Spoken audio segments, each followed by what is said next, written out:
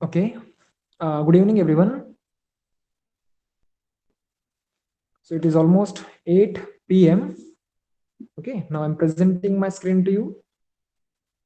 I hope it is visible. Everyone, please put your attendance in the chat box. Only Bhairavi and Tanvi has put it.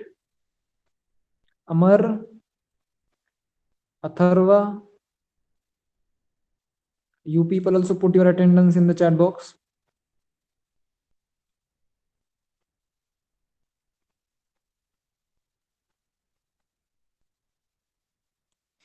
Amar, Amar Lokhare, Lohokare, sorry. Okay, I think he's not able to listen to me. Okay. So our ninth chapter is going on, that is carbon compounds. Okay. So we have seen how, okay, now Amar has put his attendance. Okay, good. So we have seen how carbon shares electrons with other compounds, other elements, and it forms its compounds. Okay. So किस तरह से sharing होती है ये हमने देखा है. So sharing के बेसिस पे किस तरह से बॉन्ड्स बनते हैं और उन बॉन्ड्स को क्या कहा जाता है. सो वो भी हमने यहाँ पे देख लिया है कि डबल बॉन्ड बॉन्ड क्या होता है, सिंगल बॉन्ड क्या होता है, इनकी जरूरत क्यों पड़ती है, किस तरह से इनकी शेयरिंग होती है, ये सब हमने यहाँ पे देख लिया है. नाउ जस्ट फॉर प्रैक्टिस यहाँ पे हमें क्या पूछा है कि CH4 that is methane. Methane का अगर स्ट्रक्चर हमें ड्रॉ करना है तो वो किस तरह का रहेगा. Okay, we have to think about it and we have to draw it. how it can be drawn, let us see. यहाँ पे एक दिया है मीथेन का जो what we can say structure draw करके हमें यहाँ पे दिया है कि एक कार्बन का एटम है और हाइड्रोजन के 4 एटम्स है. कार्बन का जो एटम है उसमें रहते हैं 6 electrons. 2 electrons are there in the first shell and 4 electrons are there in the second shell. Okay, so the second shell needs 4 more electrons in order to complete its octet. बराबर, मतलब कि उसे 4 electrons क्या है और चाहिए. लेकिन हमने देखा कि कार्बन का जो एटम है वो 4 इलेक्ट्रॉन्स ले नहीं सकता. It can not take 4 electrons. It causes the what we can say imbalances, electrical imbalances. 4 protons रहेंगे सेंटर में और 8 इलेक्ट्रॉन्स अगर रहेंगे कक्षाओं में तो that will cause the electrical imbalance which is not acceptable. So carbon का जो एलिमेंट, कार्बन का जो एटम है that neither gives electrons or nor it receives electrons. What it does, it shares electrons. मतलब कि वो जो दूसरे एलिमेंट्स है उनके साथ में वो इलेक्ट्रॉन्स शेयर करता है and that helps to complete the octet or duplet to other atoms, as well as in the process it completes its own octet also. सो यहाँ पे एक कार्बन का इलेक्ट्रॉन है, सॉरी कार्बन का एटम है और 4 हाइड्रोजन के एटम्स है. Now we all know that hydrogen का जो एटम रहता है उसमें एक ही शेल रहती है और उस शेल में एक इलेक्ट्रॉन रहता है. बराबर, एक शेल रहती है और एक ही इलेक्ट्रॉन रहता है. तो अभी हाइड्रोजन को क्या करना है, हाइड्रोजन को हेलियम का स्ट्रक्चर अटेन करना है, यानी कि उसे एक और इलेक्ट्रॉन की जरूरत है. हर एक हाइड्रोजन की बात कर रहा हूं मैं. अगर 4 हाइड्रोजन हैं तो उन चारों को मिला के कितने इलेक्ट्रॉन की जरूरत पड़ेगी, ऑब्वियसली 4 इलेक्ट्रॉन की जरूरत पड़ेगी. कार्बन को भी कितने इलेक्ट्रॉन की जरूरत है, 4 इलेक्ट्रॉन की जरूरत है. So what will happen, these 4 electrons will contribute to this carbon atom to become stable by sharing the 4 electrons. तो देखो इस हाइड्रोजन ने यहाँ पे एक इलेक्ट्रॉन जो है वो कार्बन के एक इलेक्ट्रॉन के साथ में शेयर करके खुद का ड्यूप्लेट कंप्लीट कर दिया और यहाँ पे एक इलेक्ट्रॉन इस कार्बन को मिल गया. सिमिलरली इस हाइड्रोजन एटम ने खुद का ड्यूप्लेट कंप्लीट कर लिया और एक इलेक्ट्रॉन जो है वो यहाँ पे दे दिया. सिमिलरली 4 हाइड्रोजन एटम की मदद से 4 एक्स्ट्रा इलेक्ट्रॉन्स भी मिल गए कार्बन को और इस हर एक हाइड्रोजन का जो एटम है उन्हें एक एक इलेक्ट्रॉन मिल गया रिस्पेक्टिवली. सो क्या हुआ कि ये जो हाइड्रोजन के 4 एटम्स थे उन चारों की ड्यूप्लेट कंप्लीट हो गई और इस कार्बन के एटम की ऑक्टेट कंप्लीट हो गई। सो इसे नियॉन का स्ट्रक्चर अटेन हो गया और इन हाइड्रोजन एटम्स को हेलियम का जो स्ट्रक्चर है वो अटेन हो गया। So now they all are satisfied and this is how a methane molecule is made. Now the next question is, यहाँ पे क्या है, एक कोवेलेंट बॉन्ड है, बराबर, कोवेलेंट बॉन्ड है। तो यहाँ पे कितने कोवेलेंट बॉन्ड्स बने हैं? How many covalent bonds are there? How many are there? Can you tell? You can count it ना? How many covalent bonds are there? 4 covalent bonds are there. Did you understand this? 4 covalent bonds are there. ठीक है। सो हमने यहां पे देखा था अगर 2 covalent bond रहेंगे, 2 कोवेलेंट बॉन्ड्स है यहां पे, तो क्या हो रहा था? डबल बॉन्ड है। अगर 3 कोवेलेंट बॉन्ड है तो यहां पे क्या हो रहा है? ट्रिपल बैंड हो रहा है, बराबर। तो अगर यहाँ पे 4 बैंड्स है, how many bands are there? 4 bands are there. This is first, this is second, this is fourth, and this is sorry, this is third and this is fourth. तो ये क्या होना चाहिए? क्वाड्रेपल बैंड होना चाहिए। होना चाहिए क्या? Yes or no? Yes or no? should it be quadruple band or not? What do you think? I'm asking you. No? Okay, Om is saying no.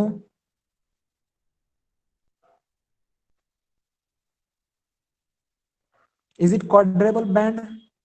जैसे हमने single band, double band, triple band देखा है ना, तो उसी तरीके से ये क्वाड्रेपल बैंड होना चाहिए या फिर नहीं, ये मेरा क्वेश्चन है। You have to give answering either yes or no. Bhairavi is saying yes. See, okay, now I will tell my answer. तो यहाँ पे क्वाड्रेपल बैंड नहीं होना चाहिए। ओके, नहीं होना चाहिए। क्यों नहीं होना चाहिए? क्योंकि इन दोनों के बीच में सिंगल बैंड है, इन दोनों के बीच में सिंगल बैंड है, इन दोनों के बीच में सिंगल बैंड है, इन दोनों के बीच में सिंगल बैंड है। मतलब कि 4 यहाँ पे सिंगल बैंड है। लेकिन अगर आप यहाँ पे ऑब्जर्व करोगे तो यहाँ पे 2 एटम्स है और उन 2 एटम्स के बीच में 3 बॉन्ड्स बन रहे हैं, बराबर। ये 2 एटम्स के बीच में 3 बॉन्ड्स है, ये 2 एटम्स ही है, इनके बीच में 2 बैंड्स है, इसके लिए इन्हें डबल बैंड कहा गया, इसे ट्रिपल बैंड कहा गया। लेकिन इसके बीच में सी, हम यहाँ पे इस ओ ऑक्सीजन और इस ऑक्सीजन के बीच में 2 लाइंस इस तरह से ड्रॉ कर सकते हैं। लेकिन क्या हम इस H और C के बीच में ऐसे 4 लाइंस ड्रॉ कर सकते हैं? We can not do that. That will change the meaning of this particular structure. ठीक है, मैं अगर ऐसे ड्रॉ करूंगा, सी, can I draw like this? 1 2 3 4 and H? Is it right? Do you think it is right? It is not right. This is the correct structure. The structure has to be like this. This gives more clarity. This is wrong. Okay, this is wrong. So quadruple band is not there present. Quadruple band यहाँ पे नहीं है, तो कौन सा band present है? Which band is present in this particular molecule? Which band? Single, double, triple, quadruple? Single band or single bond. Sorry, I'm just calling it as a bond now. Yeah, sorry, it is a bond. Single bond is present in this molecule of methane. Okay, so here are few examples. Now, the molecular formula of carbon dioxide is CO2. Draw the electron dot structure without showing circle and line structure for CO2. तो C, carbon में तो हमें पता ही है कितने होते हैं, कितने एटम्स होते हैं? 6 एटम, सॉरी 6 इलेक्ट्रॉन्स होते हैं। 6 में से 2 तो चले गए पहली शेल में। Okay, there is a question from Om. Why can't carbon form 4 bond with 1 atom? So see, अगर ऐसा कोई एटम है कि जिसके भी आउटर शेल में 4 इलेक्ट्रॉन्स है, okay, there are 4 electrons, let us say 1, 2, 3 and 4 electrons are there in the outer shell of any atom. So इस एटम के साथ में वो बॉन्ड बना सकता है, that will be quadruple bond, 4 bond बनेंगे यहाँ पे, ठीक है। हर एक electron will be shared with the carbon electron. So similar एक एटम चाहिए जिसकी, सी तुम्हारे क्वेश्चन का एक ही जवाब है ओम, carbon can form 4 band with one atom. Carbon can form 4 bond with one atom provided that that particular atom should have how many electrons in its outer shell? How many electrons should be there in the outer shell of that atom? How many? Om? 4. Very good. So अभी मुझे बताओ इस hydrogen के outer shell में कितने electrons है? इस hydrogen के आउटर शेल में कितने इलेक्ट्रॉन्स है? 1 इलेक्ट्रॉन्स है। So it can not form 4 bond with this hydrogen atom. इस हाइड्रोजन के साथ में 4 बैंड नहीं हो सकते, इसके साथ में सिंगल ही बैंड होगा, सिंगल ही बॉन्ड होगा, इसके साथ में भी सिंगल ही बॉन्ड होगा, इसके साथ में एक सिंगल होगा और इसके साथ में एक सिंगल होगा। तो 4 बॉन्ड होंगे लेकिन वो अलग अलग एटम्स के साथ में होंगे। Now let's come back to the question. हमें क्या करना है? कार्बन डाइऑक्साइड का स्ट्रक्चर ड्रॉ करना है। एक्चुअल में this activity has to be perform by you, but मैं एक थोड़ा सा आपको क्लियरर आइडिया आ जाए इसके लिए मैं ये लेना चाहूंगा। Okay, so those who have joined late, Deep and Shaheen, I noticed also, Om also joined a little late. Okay, so आप लोग अलार्म लगा के रखिए, आपके मोबाइल में एक अलार्म लगा के रखने का 7:50 PM का, 7:50 का अलार्म लगाने का है, 7:55 का एक अलार्म लगाने का है, ठीक है। तो जिससे कि आप मिस नहीं करोगे क्लास। सी आपके school, please tell me whether your schools are on और नॉट, मतलब आपके स्कूल शुरू है या फिर नहीं।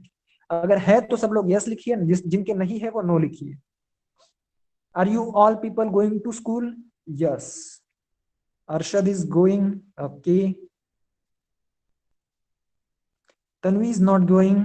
Alternate days. Okay. Bhairavi के online schools है. So everyone just put timing of your school. कितने hours आप school में जाते हो? How many hours? Okay. Tanvi is also joining the online classes only from the school. 2 hours. Okay. Om goes for near about 4 hours and Bhairavi goes for,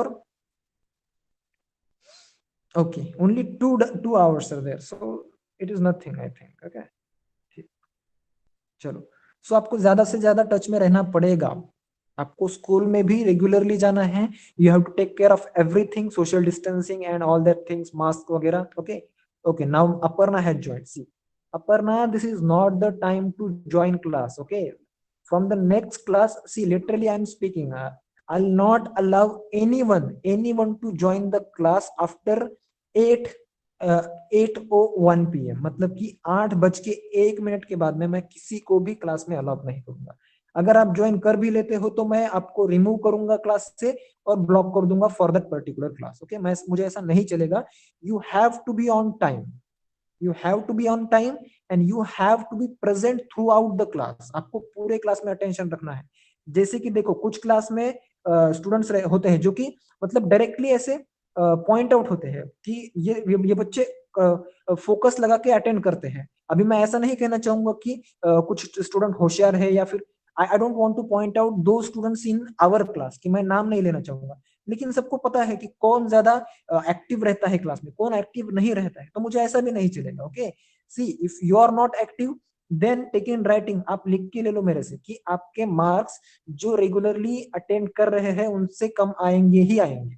okay, so if you want good marks, so you have to be present on time and you have to present throughout the class. It's about you.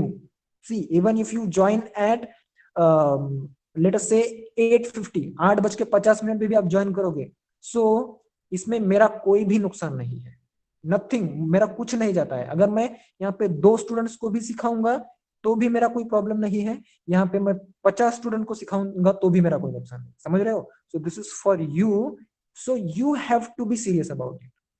सी, आप अगर अभी serious नहीं हो तो आपको आगे जाके life में प्रॉब्लम्स आएगी। 11th स्टैंडर्ड में भी, 12th स्टैंडर्ड में भी आपको करना ही क्या है, 2 घंटे स्कूल में करना है और 1 घंटा यहाँ पे ट्यूशन में करना है, 3 घंटा टोटल। ओके, 3 घंटा अगर आप आपके करियर के लिए, आपके अच्छे के लिए अगर आप नहीं दे सकते तो that is wrong. Okay, so will not just waste much time. So हम क्या देखने वाले हैं यहाँ पे, CO2 का स्ट्रक्चर देखने वाले हैं। कार्बन और ऑक्सीजन का जो एक कंपाउंड फॉर्म होता है वो किस तरह से फॉर्म होता है वो देखेंगे। तो फर्स्ट ऑफ ऑल सब लोग मुझे चैट बॉक्स में लिख के बताएंगे कि कार्बन का जो एटम रहता है उसमें कितने इलेक्ट्रॉन्स रहते हैं। और अगर आप मतलब उनके कॉन्फ़िगरेशन वाइज अगर लिखेंगे तो अच्छा रहेगा। 6 लिखा है ओम ने, ओके, भैरवी ने भी 6 लिखा है, ठीक है। सो कभी भी मतलब या I expect this 2 4, that is more correct way to give the answer. Okay, so 2 4। अभी मुझे ऑक्सीजन का इसी तरह से स्ट्रक्चर बताइए। ऑक्सीजन में कितने रहेंगे electrons? How many electrons will be there? See, oxygen का जो एटम रहता है उसमें 8 इलेक्ट्रॉन्स रहते हैं। तो पहली शेल में गए 2 इलेक्ट्रॉन्स एंड सेकेंड शेल में गए 6 इलेक्ट्रॉन्स, बराबर। तो अभी मुझे बताइए ऑक्सीजन का जो एटम है उसे उसका ऑक्टेट कंप्लीट करने के लिए कितने इलेक्ट्रॉन्स की जरूरत है? 2 इलेक्ट्रॉन्स की। कार्बन को कितने इलेक्ट्रॉन्स की जरूरत है? 4 इलेक्ट्रॉन्स की, बराबर। कार्बन को 4 इलेक्ट्रॉन्स की जरूरत है, तो हमें क्या करना पड़ेगा, ऑक्सीजन के 2 इलेक्ट्रॉन्स, 2 एटम्स लेने पड़ेंगे। ऑक्सीजन के कितने एटम्स लेंगे हम? 2 एटम्स लेंगे और कार्बन का 1 लेंगे। तो देखो सी, मैं पहले डॉट स्ट्रक्चर ड्रॉ करता हूं, ये रहा यहाँ पे। ओके, सो ये हुए 2 और ये हुए 2 और ये हुए 2, ठीक है। कितने इलेक्ट्रॉन्स हुए यहाँ पे टोटल? 6 हुए। 2 4 में ऐसे मैंने नहीं लिखा तो डॉट स्ट्रक्चर में ड्रॉ कर रहा हूं। तो देखो ऑक्सीजन को मैं यहाँ पे ड्रॉ करता हूँ, oxygen, see this is oxygen. So इसमें कितने रहते हैं? 8 इलेक्ट्रॉन्स रहते हैं। 1 2 3 4 5 6 7 8। ओके, सो सी, इन दोनों का एक बॉन्ड बन जाएगा। ये क्या बनेगा? डबल बॉन्ड बनेगा, बराबर, डबल बॉन्ड बनेगा। और यहाँ पे एक ऊपर ऑक्सीजन भी रहेगा तो इसमें भी एक डबल बॉन्ड बनेगा। Okay, I hope you are understanding this. तो यहां पे एक डबल बॉन्ड बनेगा। सो सी और O2, 2 O है यहाँ पे, 2 ऑक्सीजन है ना, एक ये रहा, एक ये रहा, and that is carbon. So this is the electron dot structure of CO2। Now अभी लाइन स्ट्रक्चर अगर हमें ड्रॉ करना है तो किस तरह से करेंगे? How will we do it?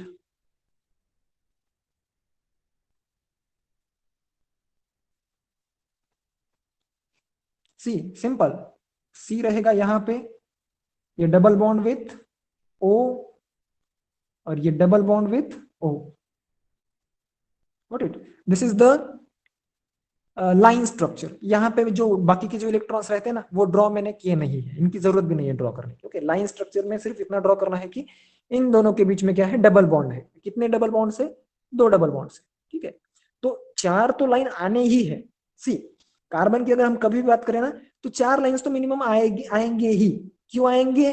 क्योंकि उसके आउटर शेल में 4 इलेक्ट्रॉन्स है तो उसे 4 शेयर करना है तो 4 लाइन्स आएंगी। वो सिंगल आ जाए 4, या फिर डबल बॉन्ड आ जाए 2, या फिर क्वाड्रेपल बॉन्ड आ जाए 1। ये तीनों में से एक पॉसिबिलिटी है क्या, कि 4 सिंगल बॉन्ड्स या फिर 2 डबल बॉन्ड्स या फिर 1 क्वाड्रेपल बॉन्ड। ट्रिपल बॉन्ड मोस्टली नहीं आएगा। अगर ट्रिपल बॉन्ड आ भी गया तो ट्रिपल बॉन्ड 1 और सिंगल बॉन्ड 1 ऐसा रहेगा। सो it is I think nearly impossible, ये नहीं होगा, कभी भी नहीं होगा। Okay, I don't know any substance like this जिसमें कि 3 एक ट्रिपल बॉन्ड है और एक सिंगल बॉन्ड है। तो यही पॉसिबिलिटीज रहेंगी। कौन सी पॉसिबिलिटीज रहेंगी? 4 2 1, ठीक है। क्वाड्रेपल बॉन्ड या फिर डबल बॉन्ड या फिर सिंगल बॉन्ड। क्वाड्रेपल बॉन्ड भी बहुत रेयरली देखने को मिलेगा। विच with which bond C atom in the CO2 is bonded to each of the O2 atoms? Obviously double bond, double bond ना, यहाँ पे which bond पूछा है तो हम क्या कहेंगे? Double bond.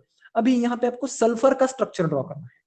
Sulphur S8, S8 यानी कि 8 सल्फर के एटम्स लगेंगे हमें क्या करने के लिए, एक सल्फ S8 का एक मॉलिक्यूल बनाने के लिए। सो इसके मतलब आप कैन यू थिंक कि इसके आउटर शेल में कितने इलेक्ट्रॉन्स हो सकते हैं, how many electrons might be there in the outer shell of sulfur, or just write this configuration of sulfur if anyone knows. I am not sure also. Okay, I'm just guessing what is the configuration of sulfur. You people also can try.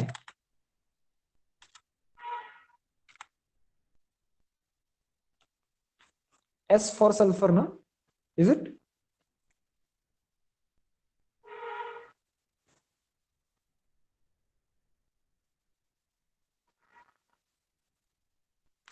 I hope you people are trying, huh? Sulfur के लिए.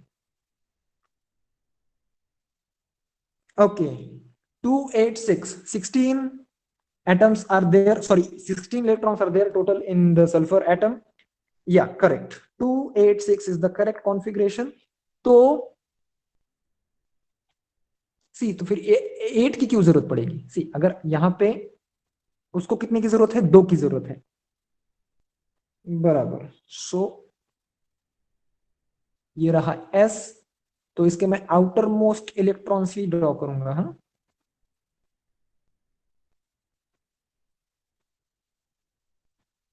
ये 6 हुए, ठीक है। तो यहां पे भी मैं एक सल्फर ड्रॉ कर लेता हूं।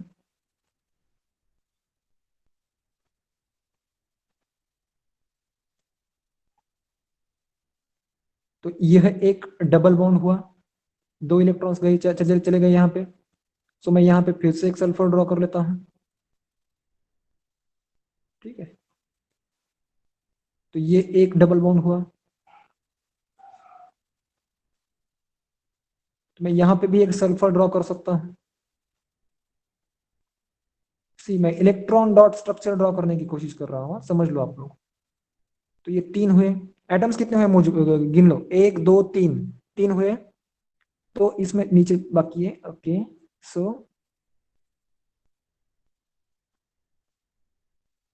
जो मैं कर रहा हूं वो आप लोगों को समझ में आ रहा है ना, या फिर मैं सिर्फ कुछ तो कर रहा हूं और आपको कुछ समझ में नहीं आ रहा है? See, again I can draw one sulphur atom here also.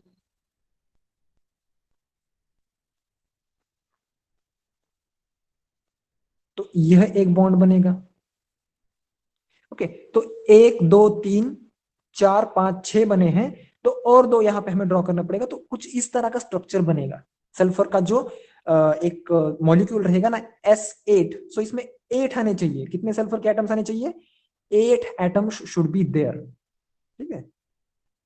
Okay, Om is having one doubt. You can put your doubt in the chat box, or you can ask your doubt by turning on your mic. Okay, चलो। ओम,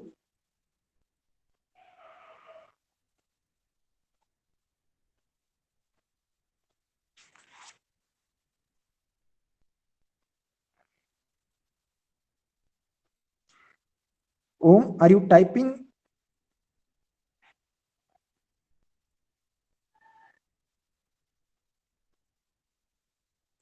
How sulfur can form two covalent bonds?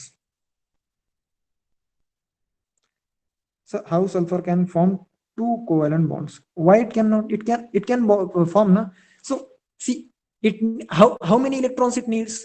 इसका configuration क्या है? 2 8 and 6 है।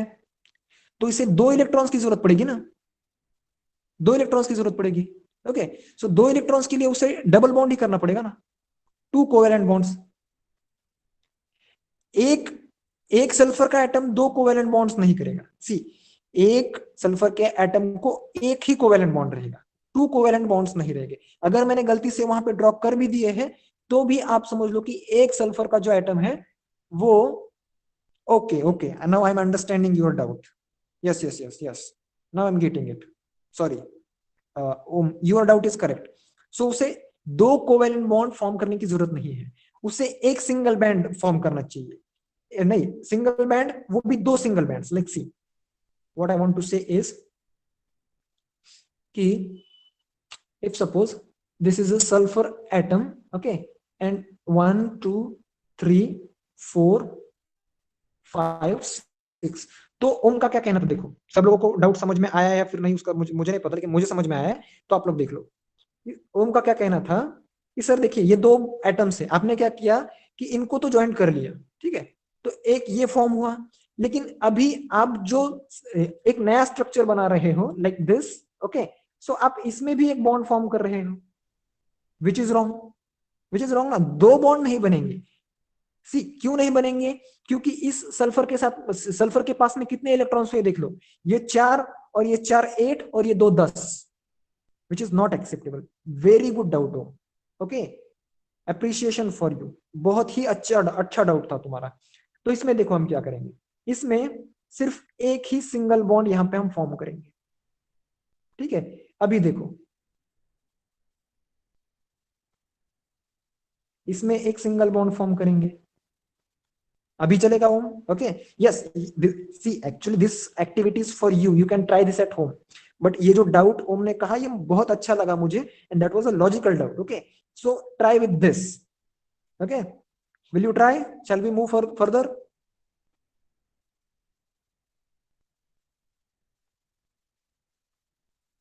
बताइए सब लोग, या फिर कंफ्यूजन में हैं?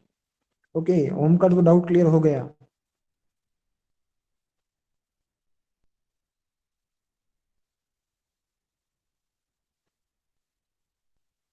बाकी लोग बताइए, shall we move further? Okay, you can't understand, ठीक है, सो एक काम करो Tanvi, you try it at home, okay, if you don't understand it, then I also try it at my home, and we'll discuss this in the next class, okay, is that okay? तो ये question actual में मैंने prepare नहीं किया है, so in the next class maybe we will discuss this properly. Now let's see the carbon, a versatile element. We saw that carbon atoms, like some other atoms, share the valence electrons to form covalent bonds. Similarly, we also saw the structure of simple carbon compound methane, but carbon is different than other elements. The number of compounds formed from carbon is extremely large.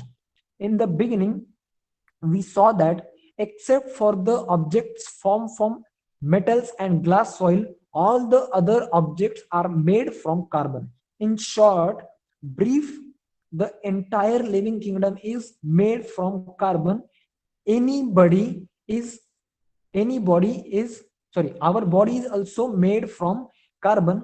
Millions of molecules ranging from the small and simple methane molecules to the extremely big DNA molecule are made from carbon. The molecular masses of carbon compounds range up to 10 raised to the power 12. This means that carbon atoms come together in a large number to form extremely big molecules. What is the cause of this unique property of carbon? It is due to peculiar nature of the covalent bonds formed by carbon. If it can form large number of compounds, from this we come to know the following characteristic of carbon. तो इस एक complete paragraph का meaning क्या है कि most of the things that exist in our world that contains the carbon compound, मतलब carbon उसका एक छोटा सा हिस्सा है ही हर एक कंपाउंड का, except the things that are made from metals and glass and soil. Okay, so most of the things are most of the things involve carbon. So carbon की मदद से जो एक कंपाउंड बनता है, उसका एक जो मॉलिक्यूल बनता है, that ranges from very small atom of और very small molecule of methane to the extremely large compounds. की एक्सट्रीमली लार्ज कंपाउंड्स कितने लार्ज कि उनका मॉलिक्यूलर मास जो है, molecular mass can be 10 raise to the power 12, 10 raise to the power 12, and यानी 12 के सामने, सॉरी 10 के सामने और 12 जीरोस, 10 के बाद में कितने जीरोस, 12 जीरोस, इतना बड़ा उनका क्या हो सकता है, मॉलिक्यूलर मास होता है। Molecular mass is what? Total number of neutrons plus total number of protons present in the molecule, that is the molecular mass. तो इतना बड़ा अगर ये नंबर है तो मतलब कि ये जो मॉलिक्यूल है that is very big. Okay, तो यहाँ पे एक एग्जांपल दिया है बिग मॉलिक्यूल का, that is DNA. Okay, DNA is also big molecule. Now what is the reason behind the, मतलब इतना ऑक्यूपेंसी क्यों है कार्बन का सब जगह पे, तो उसका एक कैरेक्टरिस्टिक या फिर एक दो कैरेक्टरिस्टिक हमें यहाँ पे दिए हैं। So first is a, carbon has unique ability to form strong covalent bonds with other carbon atoms. This result in a formation of big molecules. This property of carbon is called catenation power. The carbon compounds contain open chains or closed chains of carbon atoms. An open chain can be straight chain or a branched chain. A closed chain is a ring structure. The covalent bond between two carbon atoms is strong and therefore stable. Due to the strong and the stable covalent bonds, carbon is bestowed with catenation power. तो सबसे एक major चीज जो या फिर major property जिसे हम कहेंगे कार्बन की, वो क्या है कि it forms a strong covalent bond. Now what is strong covalent bond and weak covalent bond, ये चीज आप समझ लो। तो स्ट्रॉन्ग कोवैलेंट बॉन्ड यानी कि हम जो कोवैलेंट बॉन्ड से फॉर्म हुआ है उसे इजीली सेपरेट आउट नहीं कर सकते। Okay, so that is a strong covalent bond. and the loose covalent bond, that means we can separate out the two elements easily, that is loose connection or the loose bond. so carbon की ये property है कि वो जो कोई भी bond form करता है, that formed bond is very strong and stable. so that's why एक बार अगर उसका किसी के साथ में मतलब कंपाउंड बन गया, सो ये इजीली सेपरेट नहीं होता है। That's why the carbon occupies this much area in the present world. Hydrogen peroxide decomposes on its own by the following reaction: HOOH, that is 2HOH plus O2 form this.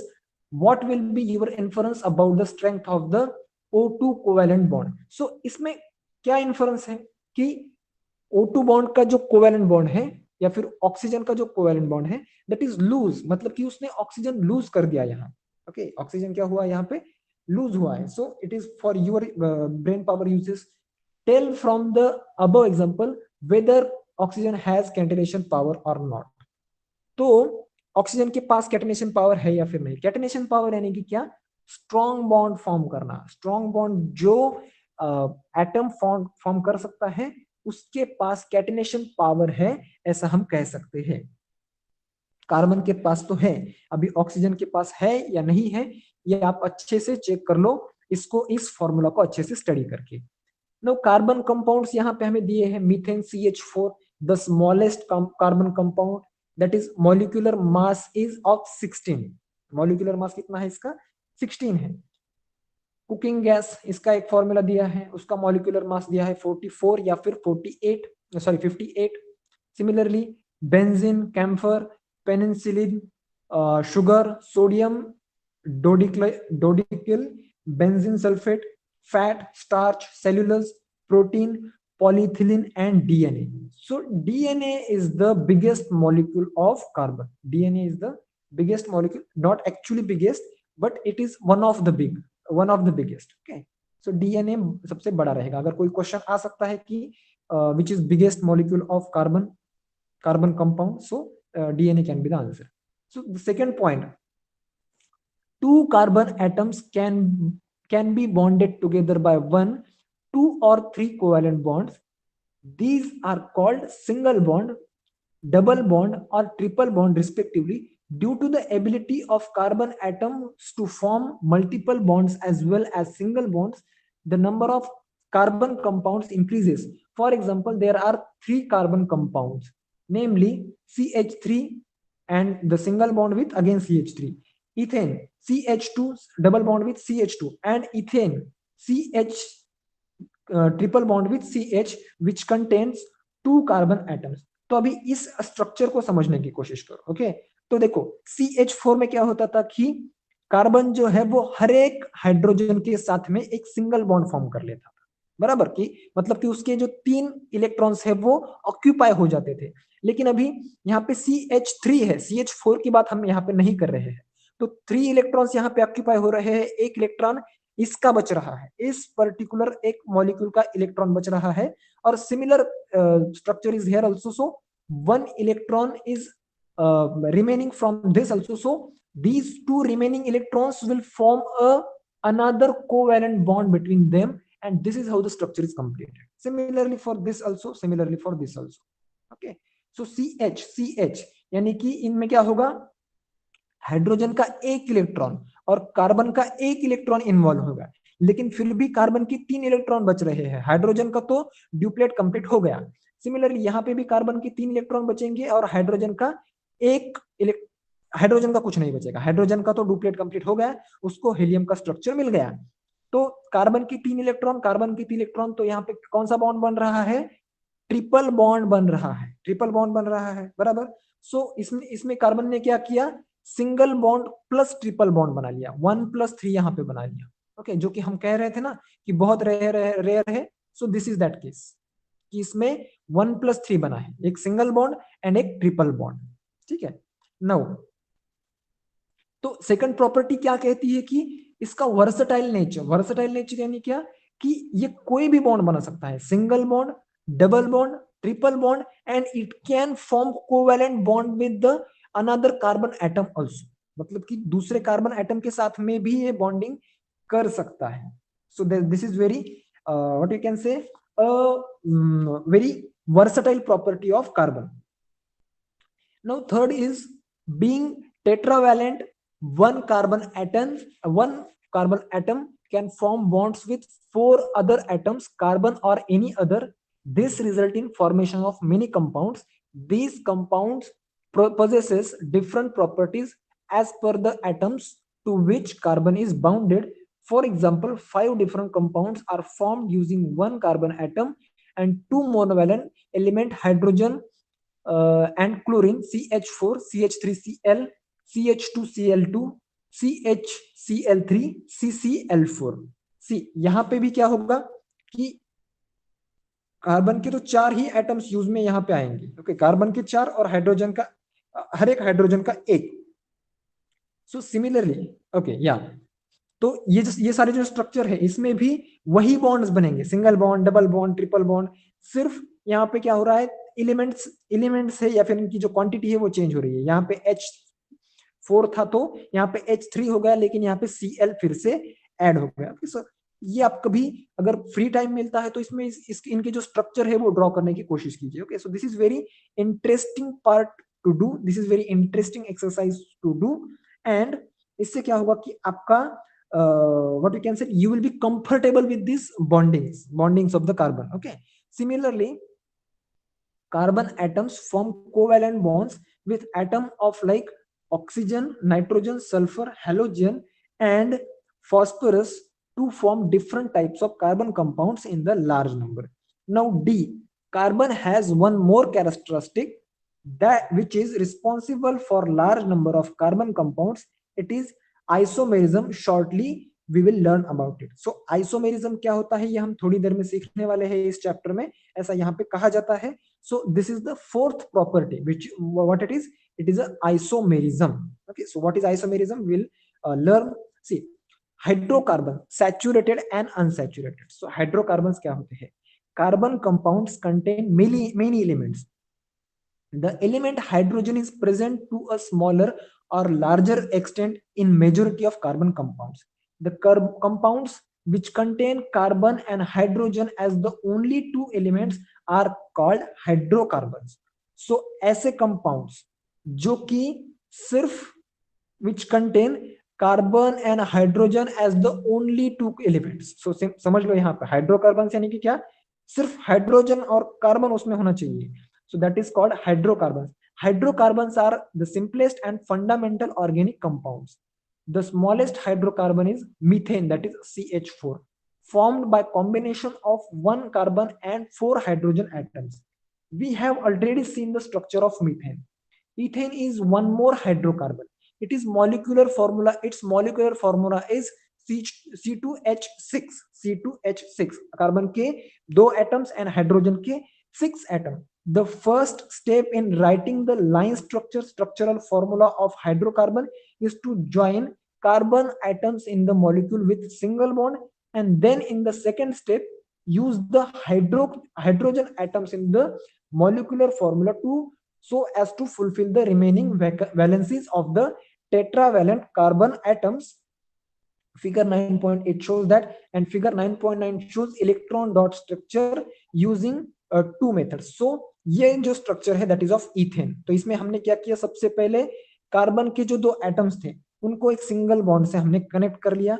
तो हर एक carbon के पास में कितने electrons बचे, 3 electrons बचे, बराबर. सो एक electron गया इस हाइड्रोजन के साथ में, एक इलेक्ट्रॉन इस हाइड्रोजन के साथ में, एक इसके साथ में. तो इसका तो अभी मतलब ये तो कंप्लीट हो गया. सिमिलरली फॉर दिस 1 2 3, तो इससे बनेगा व्हाट इट इज इथेन. तो ethane is also a hydrocarbon. Now this is electron dot structure. So एक कोवेलेंट बॉन्ड से एक पेयर जो बनी कार्बन के बीच में, और बाद में जो 3 पेयर्स है 1 2 3 for each carbon atom 1 2 and 3. सो इस तरह से इलेक्ट्रॉन डॉट स्ट्रक्चर भी हम ड्रॉ कर सकते हैं इथेन का. Now molecular formula for propane is C3H8. From this draw its structural formula. This will be your homework. Okay, so ये आप ध्यान में रखो कि इसको आपको ड्रॉ करना है C3H8 को. From the structural formula of ethane and propane, it is said that valencies of all the atoms are satisfied by the single bonds. Such compounds are called saturated compounds. Ethane and propane are saturated. Saturated hydrocarbons are also called alkanes. There are two more hydrocarbons that contains two carbon atoms, namely ethene. Now this is not ethane, okay, this is ethene, C2H4, and ethyne, that is C2H2. Let us see the method to draw structural formula of ethene and ethyne. So ethene देखो किस तरह से draw किया है. इसमें 4 ही hydrogen है, तो क्या होगा कि एक इसका एंगेज होगा इलेक्ट्रॉन, दूसरा तीसरा. Similarly for this 1 2 and 3. सो इसका अभी भी एक इलेक्ट्रॉन बचा हुआ है, और अब इसका भी एक इलेक्ट्रॉन बचा हुआ है.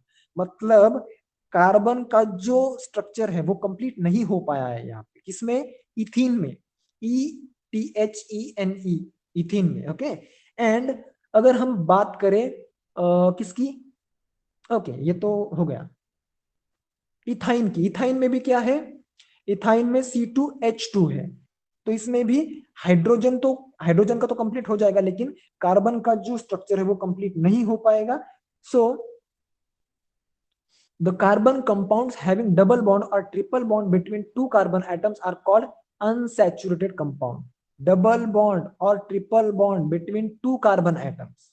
See, सिंगल बॉन्ड अगर रहेगा कार्बन एटम के बीच में तो हम उसे क्या कहेंगे, सैचुरेटेड. और अगर डबल बॉन्ड या फिर ट्रिपल बॉन्ड होता है तो उसे हम कहेंगे unsaturated compound. Ethene and ethyne are unsaturated hydrocarbons. The unsaturated hydrocarbons containing a carbon-carbon double are called alkenes, and the unsaturated hydrocarbons whose structure contains carbon-carbon triple bond are called alkynes. Generally, the unsaturated carbon compounds are more reactive than the saturated compounds. So आप name भी एक अच्छे से यहाँ पे ध्यान दे सकते हो कि इथेन है, इथेन सैचुरेटेड है तो उसे क्या कहेंगे हम, अल्केन कहेंगे. इथीन जो कि अनसैचुरेटेड है तो अल्किन, सॉरी, इथीन में क्या है, डबल बॉन्ड है, तो डबल बॉन्ड वाले जो रहेंगे उसे हम कहेंगे अल्किन्स. एंड जो इथाइन है, इथाइन में ट्रिपल बॉन्ड होता है, कार्बन कार्बन का कैसा बॉन्ड होता है, ट्रिपल बॉन्ड होता है. So that is again unsaturated and it is called alkynes. So देखो ये जो एक स्टेटमेंट नीचे लिखा गया है ना कि generally the unsaturated compounds are more reactive than the saturated compound. So इसका आंसर जो है वो आप लोगों को अभी लिखना है chat box. What is the reason behind this statement कि अनसैचुरेटेड कंपाउंड जो है वो ज्यादा रिएक्टिव रहते हैं as compare to saturated compounds. थोड़ा सा सोचिए कुछ सेकंड्स के लिए, 10 सेकंड 15 सेकंड्स के लिए, और आंसर दीजिए. I will be right back.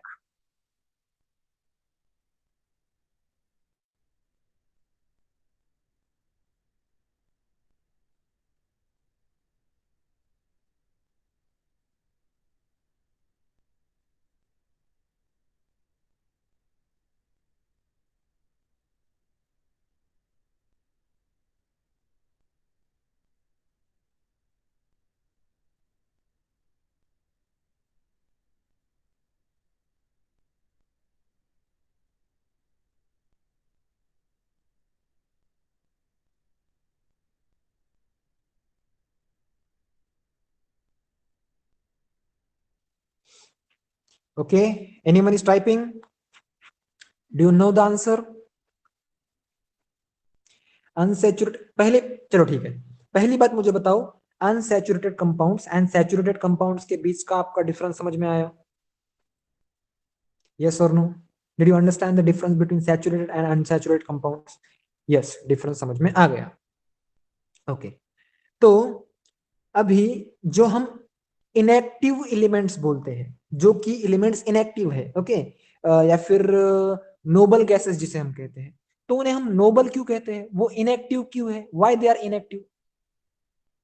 Because उनका जो एटॉमिक स्ट्रक्चर है, उनके एटॉमिक स्ट्रक्चर में जो उनकी आउटर शेल है, उसमें कितने इलेक्ट्रॉन्स रहते हैं?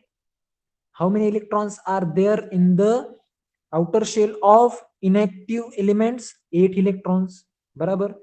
तो अगर किसी एटम के आउटर शेल में 8 इलेक्ट्रॉन्स हो गए, that means that atom has achieved the stable state, बराबर. तो सैचुरेटेड कंपाउंड जो है, जो कि हमने देखा यहाँ पे CH4 इज सैचुरेटेड. तो CH4 में क्या हो रहा है कि कार्बन का जो ऑक्टेट है वो भी कंप्लीट हो रहा है, और जो हाइड्रोजन के साइड में हम एटम्स लगा रहे हैं ना, उनका भी डुप्लीकेट कंप्लीट हो रहा है, बराबर ना. सो इसमें कुछ स्पेस नहीं बच रही है. लेकिन अगर आप इसकी बात करोगे, तो मैंने यहाँ पे इथीन का स्ट्रक्चर बताया था आपको कि यहाँ पे 1 इलेक्ट्रॉन बच रहा है और यहाँ पे भी 1 इलेक्ट्रॉन बच रहा है. So that extra electron will try to react with other elements. ठीक है, कोई भी एक्स्ट्रा इलेक्ट्रॉन बचना ही नहीं चाहिए. अगर सारे के सारे इलेक्ट्रॉन्स ऑक्यूपाई हो जाते हैं, तो क्या होता है कि उसे स्टेबल स्टेट प्राप्त होती है या फिर अचीव होती है. सो जो अनसैचुरेटेड कंपाउंड्स है, उनके कुछ एटम, उनके अंदर के जो कुछ एटम्स है, वो ऐसे रहते हैं कि जिनमें कुछ अनयूज्ड या फिर जिन्हें यूज नहीं किया गया है, ऐसे इलेक्ट्रॉन्स बचते हैं. सो उन इलेक्ट्रॉन्स की वजह से they are more reactive than the saturated compounds. Saturated compounds में एक्स्ट्रा इलेक्ट्रॉन है ही नहीं. जो जितने इलेक्ट्रॉन्स की जरूरत है उतने इलेक्ट्रॉन्स वहां पे है, या फिर जितने इलेक्ट्रॉन्स वहां पे है उन सारों को यूज कर लिया गया है. लेकिन अनसैचुरेटेड में ऐसी केस नहीं है. Okay, I hope you understand the difference. समझ रहे हो? मैं जो डिफरेंस आपको समझाने की कोशिश कर रहा हूं कि ये क्यों ज्यादा रिएक्टिव रहते हैं अनसैचुरेटेड, तो इस वजह से रहते हैं. Okay, is it clear everyone? चलो ठीक है. So today's your homework is very less, and that is see molecular formula for propane आपको ड्रॉ करना है. line structure as well as electron dot structure, and after that definition of saturated and unsaturated hydrocarbons. ये दो examples, ये दो questions. Okay, after that sulphur का एक structure. Okay, molecular formula of sulphur का एक structure, definition of saturated and unsaturated hydrocarbons, and propane का एक मॉलिक्यूलर फॉर्मूला या फिर स्ट्रक्चरल फॉर्मूला आपको ड्रॉ करना है. So this will be your homework. I will post it in the classroom. Okay, so I think that is enough for today, and I will see you in the next class. Till then, bye bye, take care. Chalo, thank you.